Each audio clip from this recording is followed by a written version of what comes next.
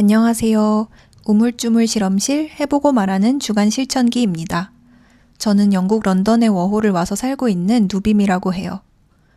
외국에 살면서 혹시 내가 모국어로 말할 때 얼마나 웃긴 사람인지 주변에 보여주지 못해서 아쉬운 분들 있나요? 그 정도는 아니더라도 약간 반쪽짜리로 살고 있다는 느낌. 영어로 말할 때는 내 생각의 반밖에 표현을 못해서 답답하지 않으신가요? 제가 그래요. 특히 외국인과 썸을 타고 있거나 연애를 하고 계시다면 표현의 한계 때문에 그 사람한테 내 매력의 반밖에 못 보여주고 내 마음을 제대로 표현하지 못해서 너무 아쉽죠. 오늘은 오랜만에 좀 편하게 제 연애 썰을 풀면서 영어 표현력 늘리는 방법에 대해서 얘기를 해볼게요. 정확히 말하면 연애는 아니고 아직 썸 단계예요.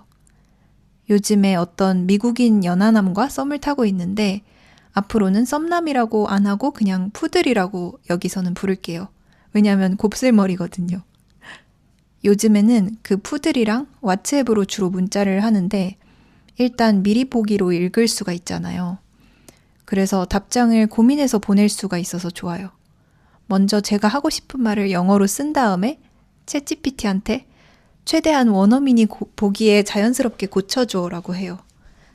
그리고 정말 영어로 모르겠는 경우에는 한국어로 일단 답장을 쓰고 번역해달라고 해요.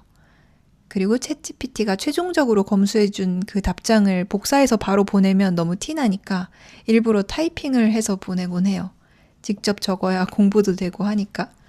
아무튼 문자는 어차피 막 실시간으로 하는 게 아니라 텀이 있으니까 문제가 안 됐거든요. 근데 언젠가부터는 푸들이랑 전화를 하기 시작하면서부터 제 실력이 들통날 위기에 처했어요.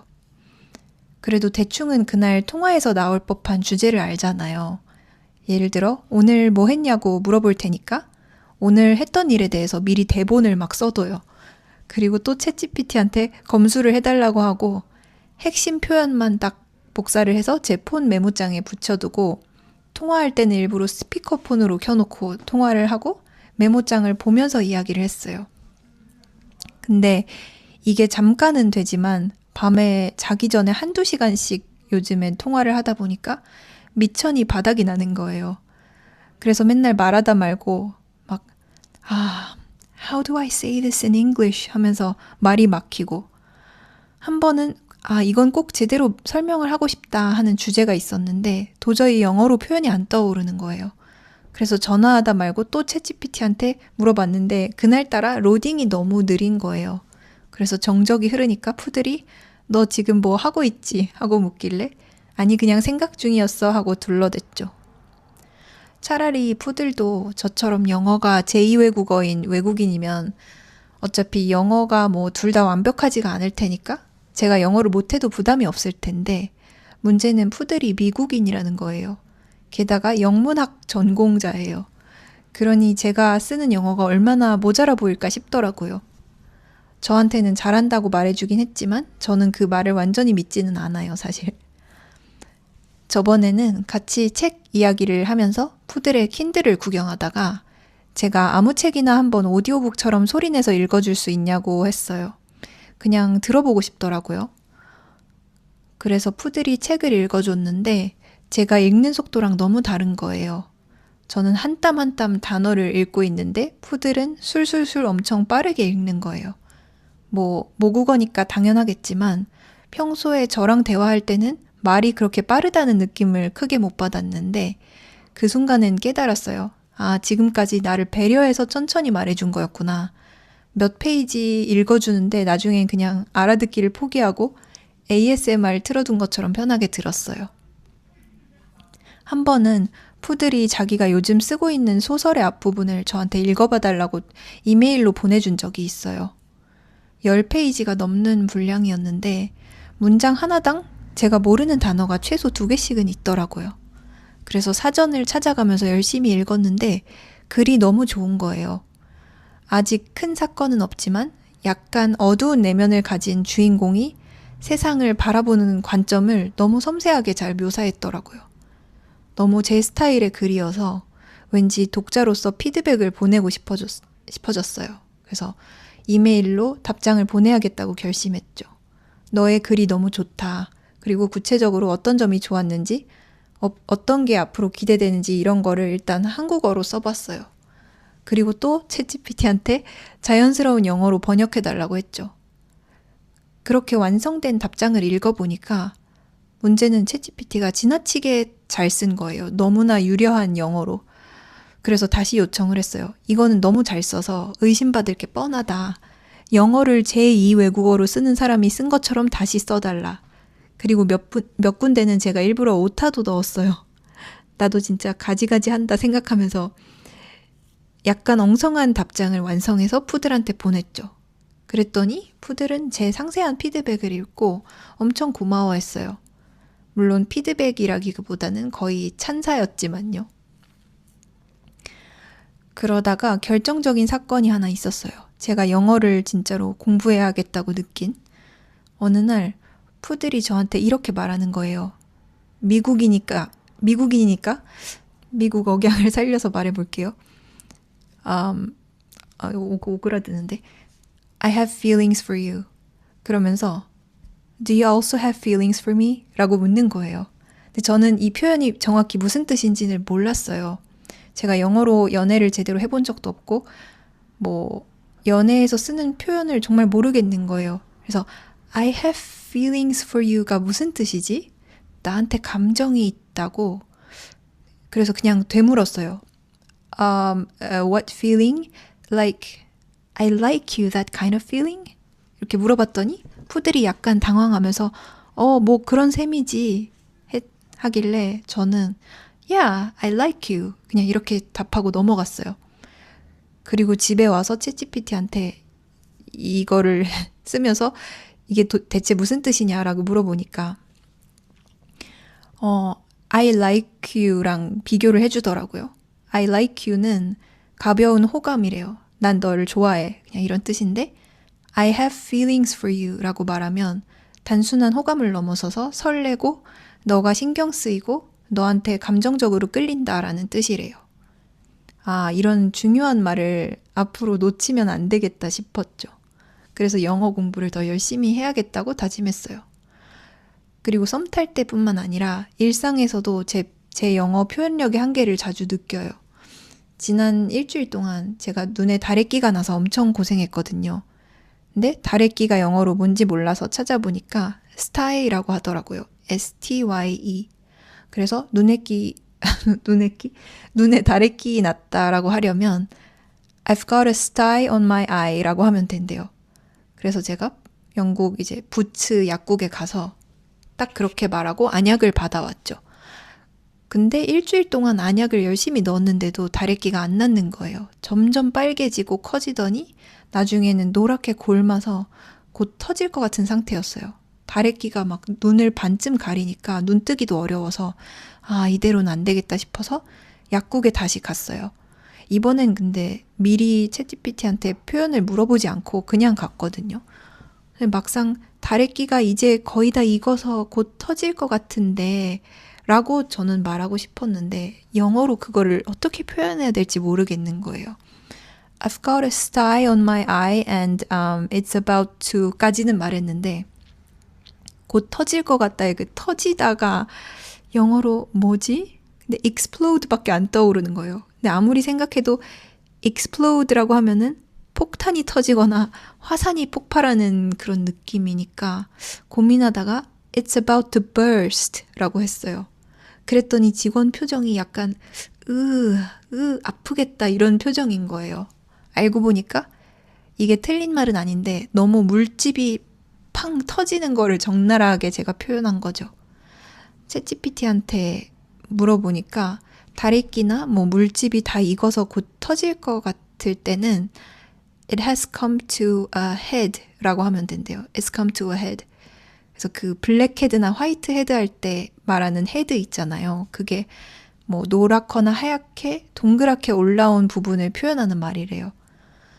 그래서 그렇게 얘기하거나 아니면 It looks like it's about to drain 이라고 하면은 고름이 나올 것 같다, 배출될 것 같다라고 표현하는 거래요. 저는 그것도 모르고 곧 터질 것 같다라고 말한 거죠.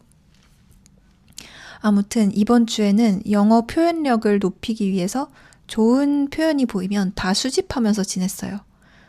유튜브에서 영어를 가르치는 런던쌤이라는 유튜버가 있는데요.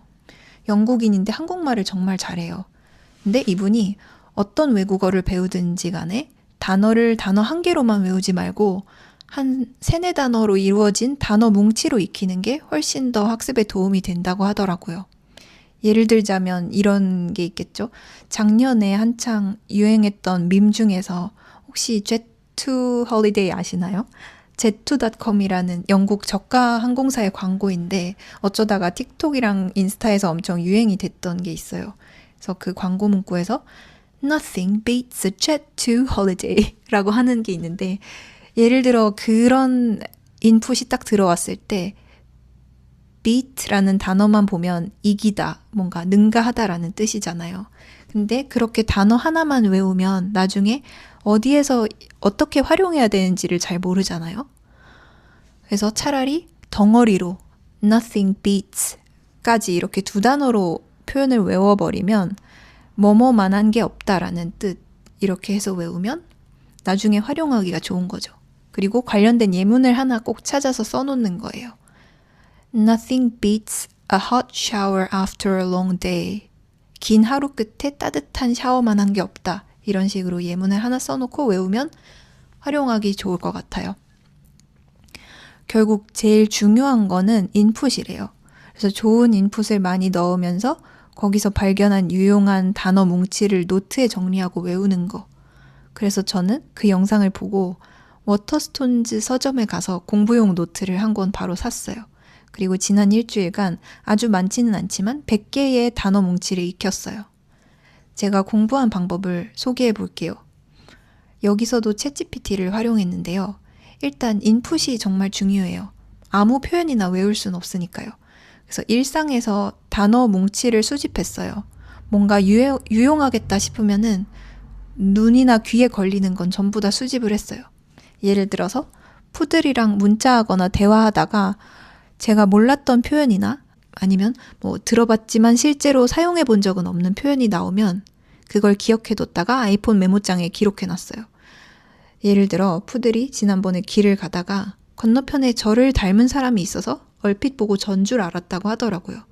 그때 쓴 표현이 for a split second 였어요. 그러니까 찰나에 아주 잠깐이라는 뜻이죠.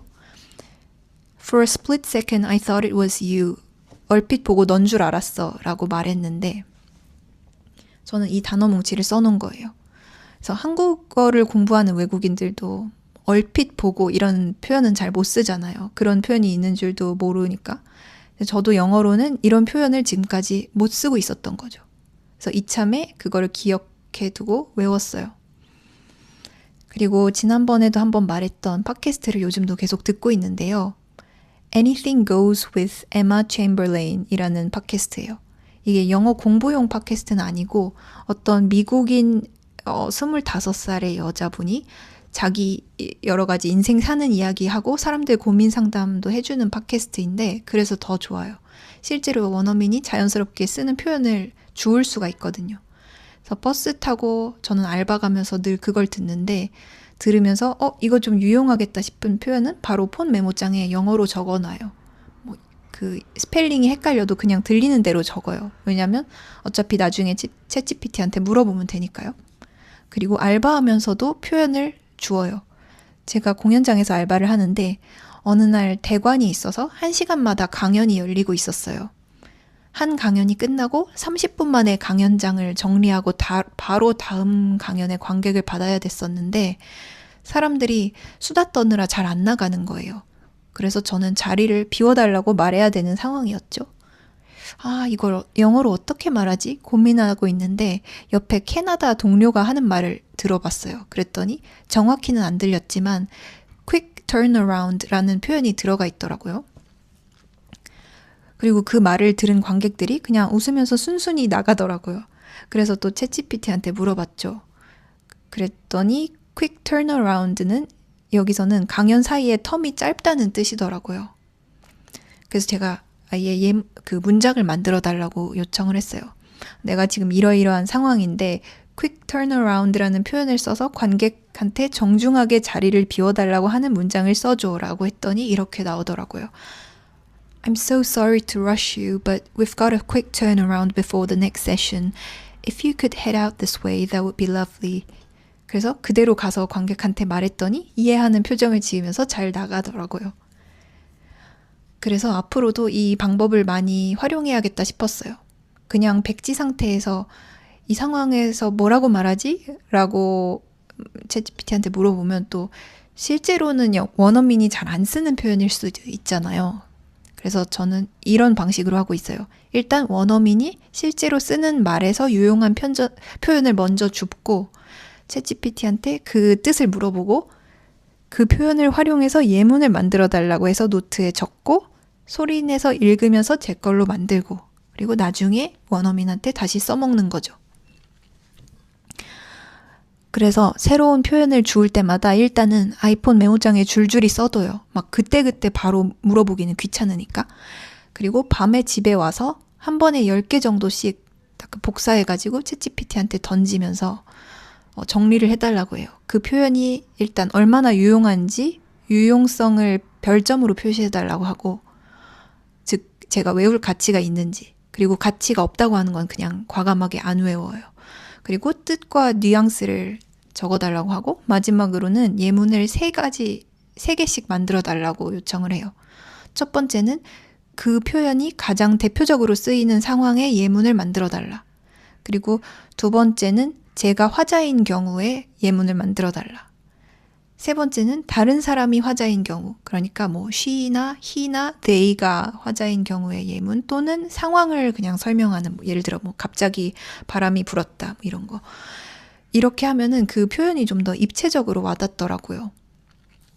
이렇게 요청하는 프롬프트는 제가 따로 정리를 해놨는데 댓글에 적어둘게요.